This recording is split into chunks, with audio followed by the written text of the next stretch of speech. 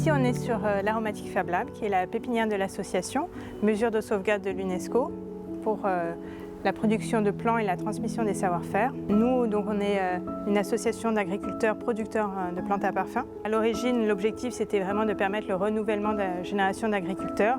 Et aujourd'hui, on a une action qui est quand même bien plus large, qui est de permettre de développer et de pérenniser toutes les activités autour de la filière plantes, arômes, parfums, cosmétiques.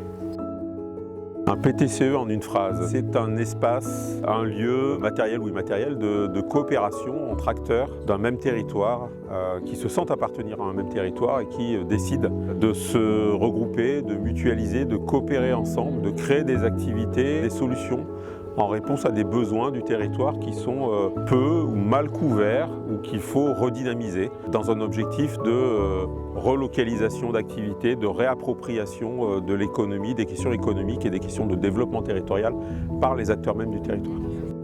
Je crois que c'est indispensable d'avoir un regard dans lequel on associe tous les acteurs. On n'est pas là pour opposer une économie contre une autre, on est là pour conjuguer les forces. Ici, c'en est une preuve de dire voilà, il y a des choses qui peuvent se faire, qui n'auraient pas été peut-être émergentes ou qui n'auraient pas permis d'éclore, si je peux dire ça comme ça, si nous n'avions pas eu une approche tournée vers l'économie sociale et solidaire qui conjugue les forces en présence sur le territoire. C'est ce qu'on fait, c'est ce qu'on porte et on montre que ça génère de l'emploi, que ça irrigue les territoires et que ça permet d'aider un certain nombre de nos concitoyens à trouver un chemin professionnel, un chemin associatif et tout simplement se réaliser sur le territoire.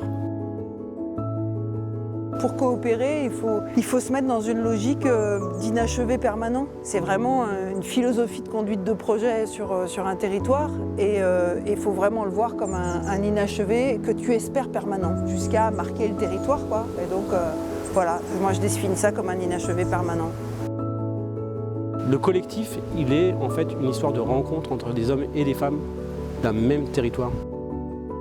Je crois beaucoup à tout ce qui est coopération, mise en relation des énergies, des idées. On est toujours plus fort à plusieurs que tout seul. Pour créer le collectif, je dirais que c'est vraiment le temps long. Créer de la confiance.